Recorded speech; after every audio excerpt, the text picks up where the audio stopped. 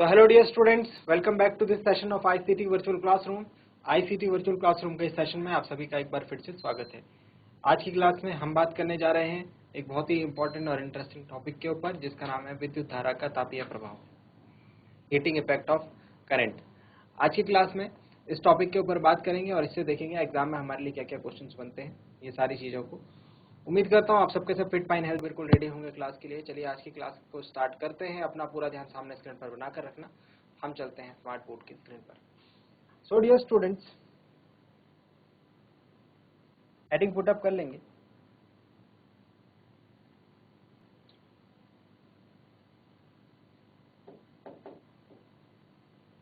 Heating effect of current, धारा का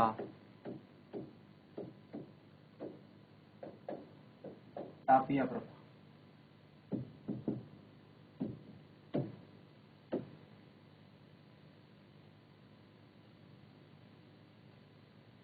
धारा का तापीय प्रभाव। देखिए डियर स्टूडेंट्स, होता क्या है, एक प्रतिरोध हमने एक परिपथ में लगाया है। यहाँ पर एक बैटरी लगाई है, एक स्विच लगाया है। ये बैटरी का पॉजिटिव टर्मिनल है या नेगेटिव टर्मिनल है, ध्यान से समझना इस बात को। यहाँ पर जो चालक हमने लगाया, जो कंडक्टर लगाया है, सपोज इसका प्रतिरोध क्या है, उच्च प्रतिरोध, हाई रेजिस्टेंस, ठीक है। जैसे ही स्विच को ऑन करते हैं, परिपथ से एक धारा का प्रवाह होने लगता है, आई धारा, आई धारा, आई धारा। अब यहाँ पर आकर के धारा का रास्ता तो ये है, करंट का फ्लो जो है वो इस रास्ते होना है। बट होता क्या है, क्योंकि इस चालक का प्रतिरोध उच्च है, रेजिस्टेंस इज हाई, तो रेजिस्टेंस क्या करेगा, धारा के मार्ग में रुकावट डालने का काम करेगा। जितना ज्यादा प्रतिरोध उतना ज्यादा रुकावट, मतलब कि इस धारा को ये रास्ता कवर करने में थोड़ा मुश्किल होगी। यहाँ पर आवेशों को ये यहाँ से प्रवाह होने में, आवेशों का प्रवाह यानी चार्जेस का फ्लो इस रास्ते होने में थोड़ा सा रुकावट ज्यादा होगी, है ना। थोड़ा सा ऑब्स्टेकल ज्यादा महसूस होंगे, क्योंकि प्रतिरोध का काम होता है धारा के मार्ग में रुकावट डालना। होता क्या है, जो ऊर्जा संरक्षण का सिद्धांत है, कंजर्वेशन ऑफ एनर्जी, हमको ये कहता है ऊर्जा का कभी विनाश नहीं हो सकता। ऊर्जा का क्या नहीं हो सकता, कभी विनाश नहीं हो सकता। We can not destroy energy as well as we can not create energy. ऊर्जा को उत्पन्न भी नहीं किया जा सकता। ऊर्जा का केवल एक रूप से दूसरे रूप में स्थानांतरण या रूपांतरण ही संभव है। Transformation of energy is possible, it can not be created nor destroyed. ये बात बोली जाती है कंजर्वेशन ऑफ एनर्जी में। तो हमने ये बोला, जो ऊर्जा यहाँ से सेल ने आवेशों को दी, चार्जेस को दी, वो ऊर्जा का यहाँ पर आकर क्या होगा, वो एनर्जी का क्या हुआ। तो जब यहाँ पर बहुत सारे आवेश इकट्ठा हो जाते हैं इस रास्ते, क्योंकि रुकावट ज्यादा है, तो यहाँ पर हम देखते हैं कि तापमान जो है वो बढ़ने लगता है। क्या बढ़ने लगता है, तापमान बढ़ने लगता है। हीट प्रोड्यूस होती है। क्या होती है, हीट प्रोड्यूस होती है इस चालक में, जिसको हम कहते हैं ताप। तो हो क्या रहा है, देखो, ये ऊर्जा यहाँ से मिली आवेशों को, आवेश इस ऊर्जा को पूरा यूटिलाइज नहीं कर पा रहे वापस घूमने में, तो यहाँ पर इस पार्ट पर जो कंडक्टर है उसका ताप बढ़ गया, उसका टेम्परेचर बढ़ गया। तो ट्रांसफॉर्मेशन ऑफ एनर्जी हो गया, रूपांतरण हो गया ऊर्जा का।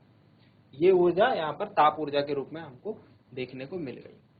बात ये समझ में आई क्या, बात ये समझ में आई।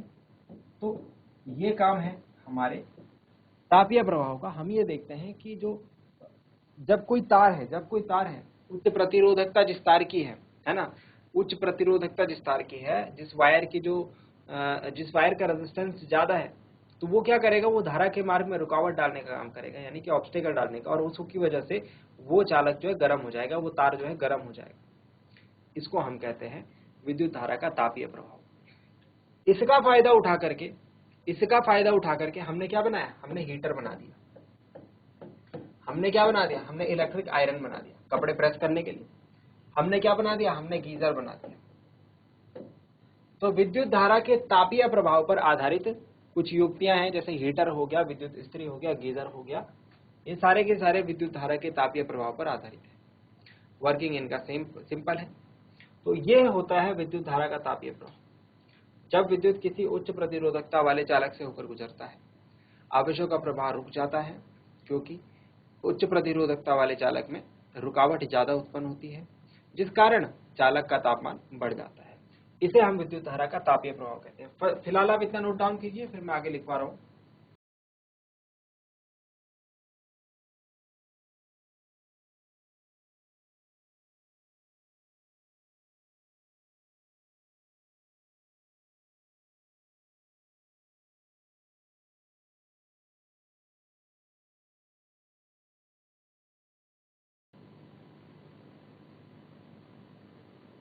चलिए, तो इसमें लिखेंगे, हम कुछ बातों को लिखते हैं, नोट डाउन करते हैं।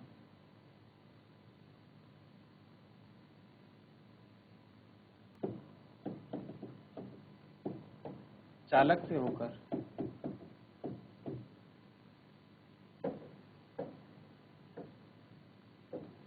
विद्युत का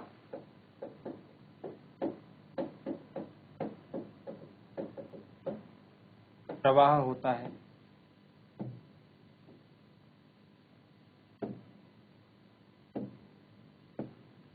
विद्युत का प्रवाह होता है, तो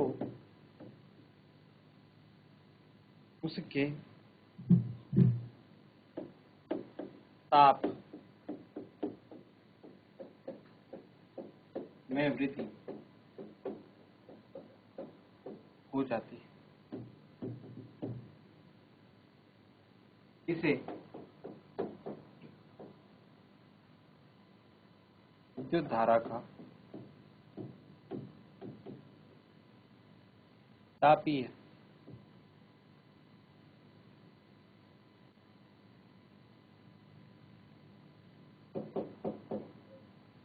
प्रभाव कहते हैं। इसे विद्युत धारा का तापीय प्रभाव कहते हैं। नोट डाउन कर लेंगे।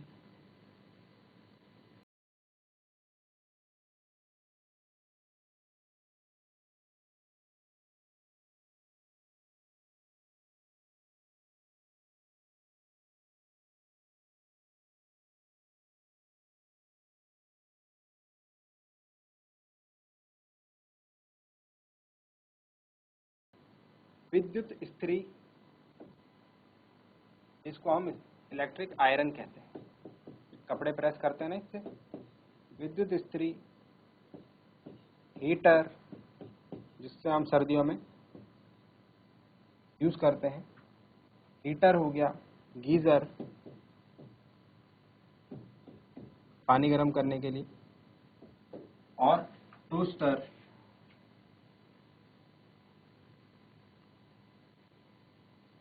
और भी काफी सारी युक्तियां आदि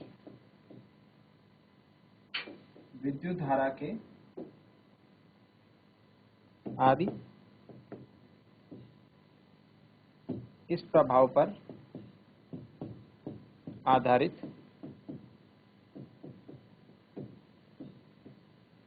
युक्तियां हैं।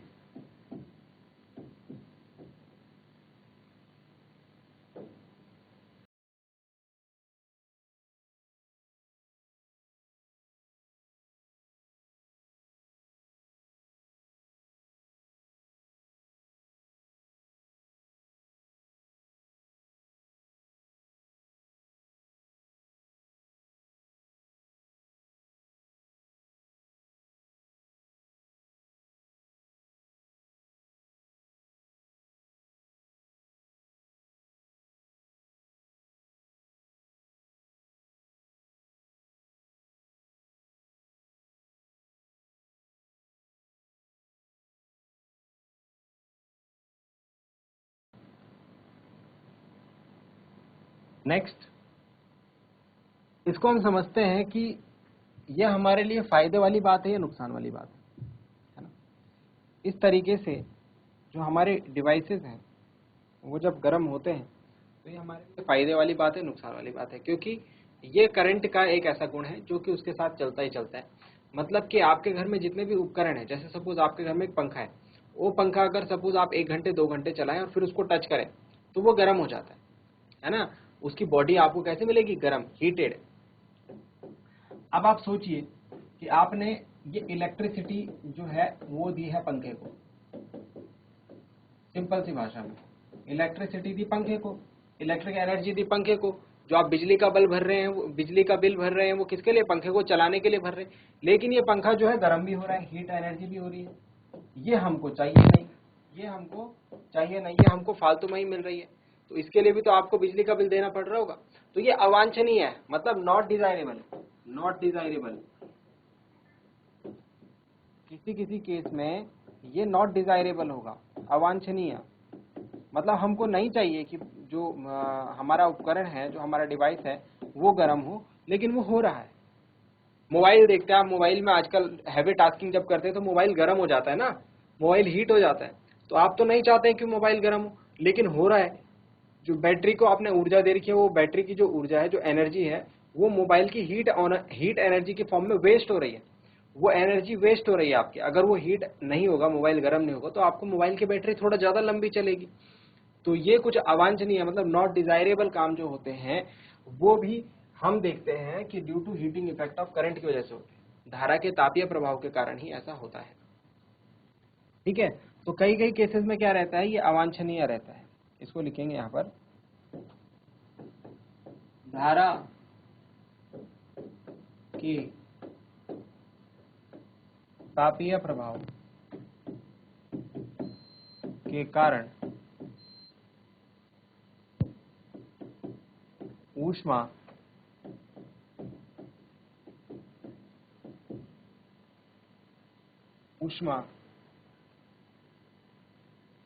का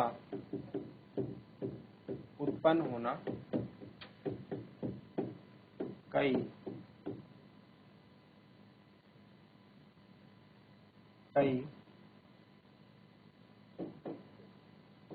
स्थितियों में अवांछनीय होता है।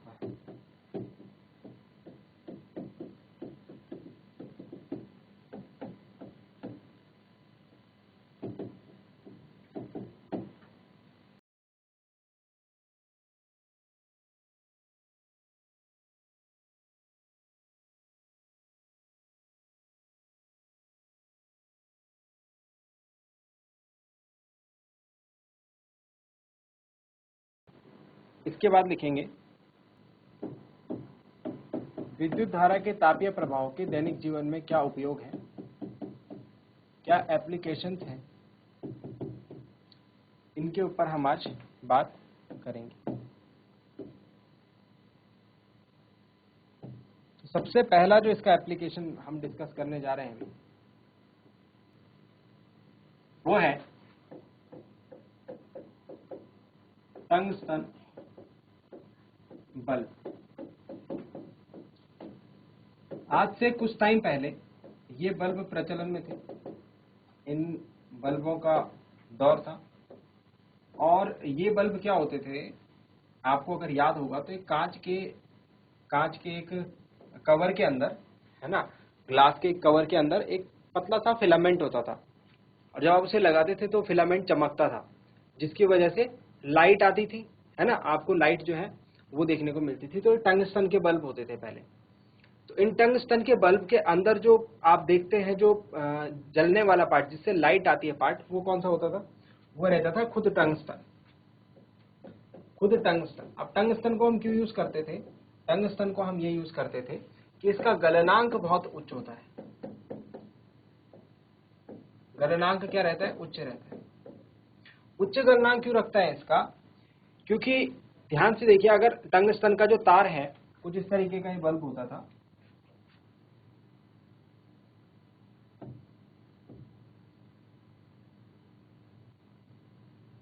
है ना, ऐसा सा ही बल्ब होता था कुछ, और इस तरीके से, ऐसे इस तरीके से इसमें भी फिलामेंट लगा होता था, है ना। तो होता क्या है, जब इससे होकर के विद्युत धारा का प्रवाह होता है तो वो धारा जो है वापस यहाँ से आती है।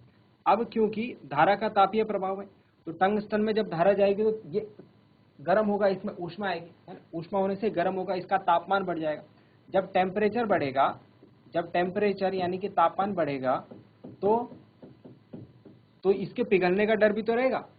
ऐसा भी तो हो सकता है कि ये गलकर टूट जाए, तो इसीलिए इसका गलनांक उच्च लेते हैं कि ज्यादा तापमान पर भी क्या है ये टूटे नहीं, ज्यादा तापमान को भी ये सहन कर ले और कंटिन्यूअसली काम करता है। तो इसीलिए टंगस्टन का जो हम प्रयोग करते हैं बल्ब में, वो इसलिए करते हैं क्योंकि उसका गलनांक उच्च होता है, अधिक तापमान पर भी क्या है ये टूटता नहीं है, ठीक है। और उच्च उच्च गलनांक इसका होता है, तापमान बढ़ने पर ये अपना काम करते रहता है। ये हमको जो है लाइट एनर्जी देता है, प्रकाश ऊर्जा। हम इसको विद्युत ऊर्जा देते हैं, ये उसको लाइट एनर्जी की फॉर्म में हमको वापस करता है। तो टंगस्टन बल्ब का प्रचलन इससे पहले हम लोग यूज करते थे, उससे रिलेटेड एक दो पॉइंट्स को यहाँ पर लिखेंगे।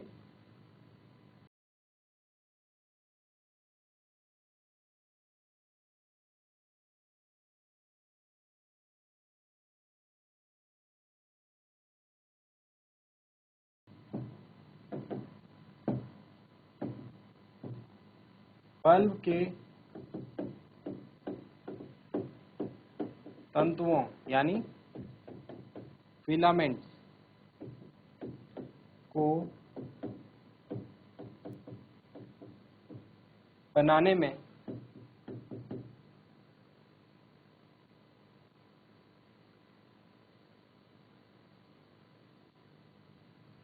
टंगस्टन का उपयोग किया जाता है, क्योंकि इसका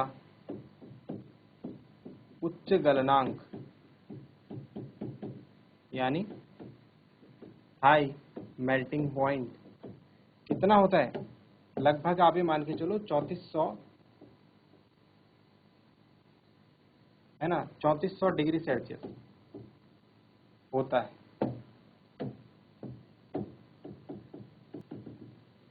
जिस कारण यह उच्च ताप पर भी प्रकाश ऊर्जा यानी लाइट एनर्जी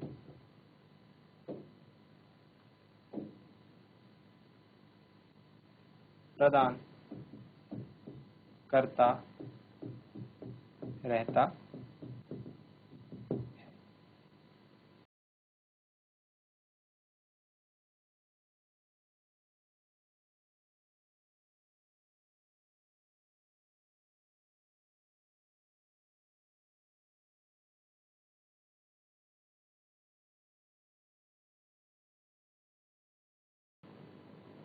चलिए, यहाँ तक आपने नोट डाउन कर लिया। इसमें एक और इम्पोर्टेंट पॉइंट रहता है, उसको भी डिस्कस यहीं पर कर लेते हैं। टंगस्टन के जो बल्ब होते हैं, इनमें हम लोग फिल करते हैं आर्गन जैसी गैस को, है ना, इनर्ट गैसेस को इसमें इंसर्ट किया जाता है।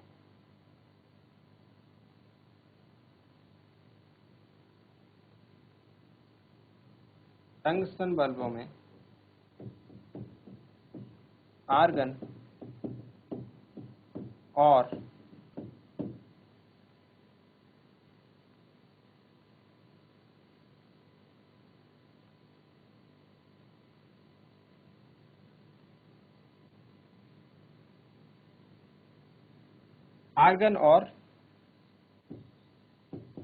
अक्रिय नाइट्रोजन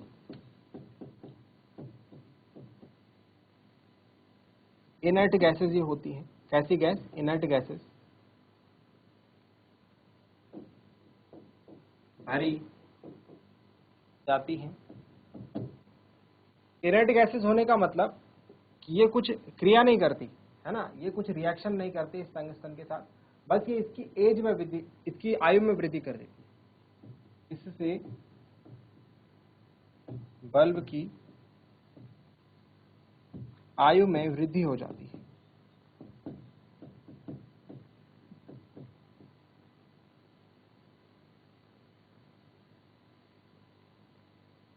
इससे उससे बल्ब की आयु में वृद्धि हो जाती है। यहां तक नोट डाउन करें।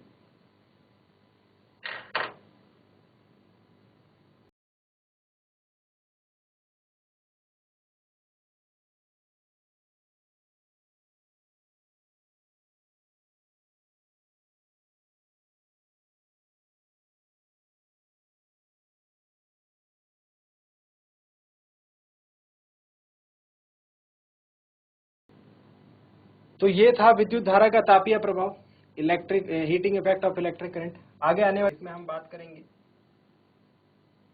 एक नए उपकरण के ऊपर। इसमें हम लोग बहुत ही इंपॉर्टेंट टॉपिक हमारा ये रहता है विद्युत फ्यूज, इलेक्ट्रिक फ्यूज के ऊपर हम बात करेंगे। जो फ्यूज हम लोग घरों में यूज करते हैं उसकी वर्किंग क्या होती है, क्यों हम उसे यूज करते हैं, क्या उससे फायदे हैं, वो सारी चीजों को हम लोग देखेंगे अपनी अगली क्लास में। सो आज के लिए इतना ही। उम्मीद करते हैं आज की क्लास आपको पसंद आई होगी, कुछ नया सीखने को जरूर मिला होगा। अगली क्लास में मिलते हैं ऐसे ही किसी इंपॉर्टेंट और इंटरेस्टिंग टॉपिक के साथ। क्लास से जुड़े रहने के लिए आप सभी का बहुत बहुत धन्यवाद। Thank you very much and have a nice day.